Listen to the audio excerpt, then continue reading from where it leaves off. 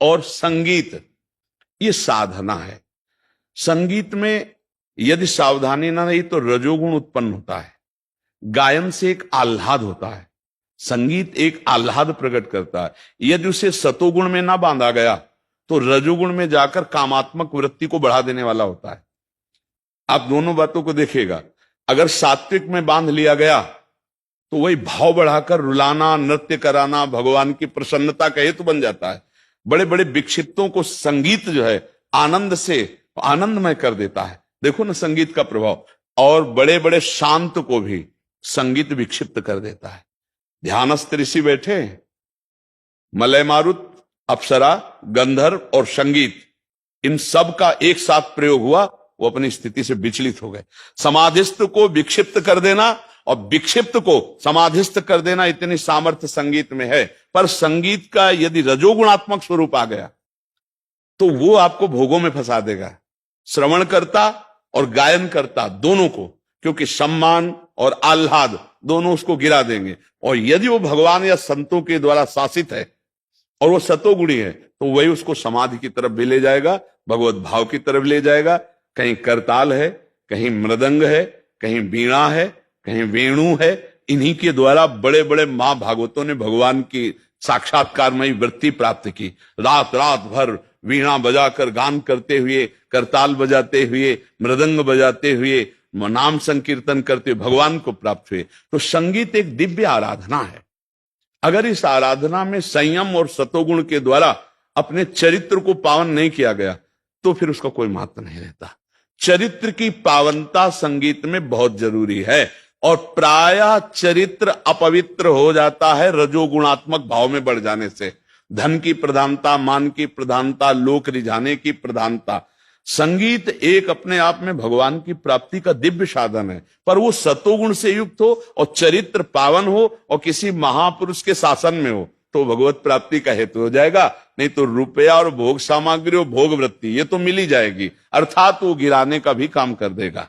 तो संगीत का केवल उपयोग पैसा के लिए, समाज रिझावे के लिए नहीं है। उसका उपयोग है सच्चिदानंद भगवान सबके हृदय में बैठे, वो आनंदित हो, आह्लादित हो और मेरी दृष्टि भगवत भाव में बदल जाए। बड़े बड़े महापुरुषों में संगीत, हमारे स्वामी हरिदास जी महाराज और नारद जी महाराज, बड़े बड़े महापुरुषों में आप देखो संगीत के द्वारा भगवान को रिझा रहे हैं। तो संगीत भगवान के रिझाने का भी विषय, और ये एक साधक की साधना है। जितना पवित्र चरित्र वाला होगा उतने साधना उसकी प्रवीण होगी, पर वो भगवान के निमित्त से हो। केवल लोक रिझावे के लिए अगर हुआ तो देखो बहुत बड़े बड़े गायक हुए, संगीतकार हुए, क्या रखा, क्या उससे भगवान की प्राप्ति हुई? उनको क्या नहीं होगी, क्योंकि वो लोक सम्मान मिला, रुपया मिला, इस लोक में यश हुआ, पर वो भगवान को नहीं रिझा पाए। अगर वही भगवान के लिए, एक बार तानसेन जी ने जब आलाप लिया अकबर की सभा में तो अकबर ने कहा तानसेन विश्व में तुम्हारे जैसा गायक नहीं। तो उनका नहीं महाराज जी, नहीं नहीं, हमारे गुरु को तो आपने सुना ही नहीं, गुरु हमारे स्वामी हरिदास जी हैं। तो उनका बुलाओ दरबार में, तो उनका वो आपके दरबार में नहीं आ सकते। क्यों? बोले अकिंचन महापुरुष है, आपको चलना पड़ेगा। और वहां का आदेश नहीं किसी राजा के प्रवेश का, तो आपको साधारण वेश में। तो उस समय स्वामी श्री हरिदास जी महाराज निधिवन में विराजते थे। बादशाह अकबर साधारण वेश में आया, कहा सामने नहीं जाने देंगे, आप यहीं लता में छुप के बैठिए। स्वामी जी महाराज जी, बिहारी जी महाराज जो यहाँ विराजमान, मंदिर में उस समय निधिवन में ही प्रकट हुए, तो वहीं विराजमान थे। स्वामी जी महाराज ललिता जी के अवतार, जे भी आलाप लेके गान किया तो भूल गया अकबर कि मैं छुप के बैठा हूं। कहा वाह वाह वाह वाह। स्वामी जी ने कहा कि तानसेन से कहा तुम्हारे सिवा और कोई है?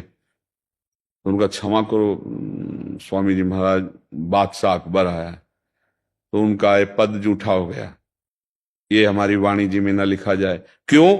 हम केवल बिहारी जी को सुनाते हैं। तब बादशाह के ताज रखा चरणों में, कहा सेवा। तो उनका हमारी सेवा तुम करने के सामर्थ्य नहीं रखते हो।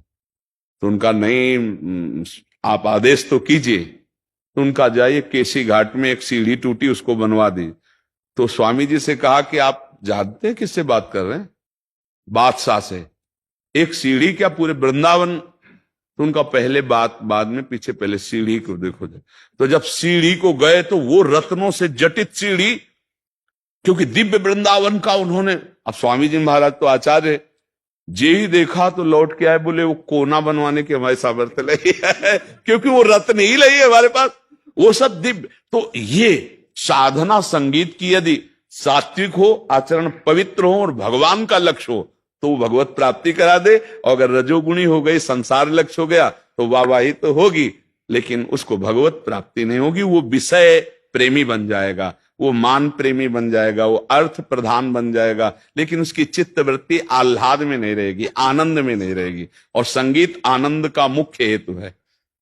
जब नाम कीर्तन होता है, संगीत बजता है, तो अपने आप हृदय नाचने का करता है। संगीत में एक आनंद की उलगन होती है। संगीत एक परमात्मा प्राप्ति का विशिष्ट साधन भी है और भ्रष्ट होने का भी है।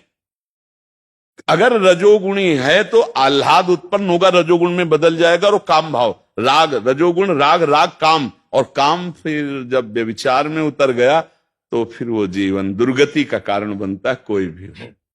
बहुत सावधानी से यदि संगीत किया जाए तो भगवान की प्राप्ति का भी है।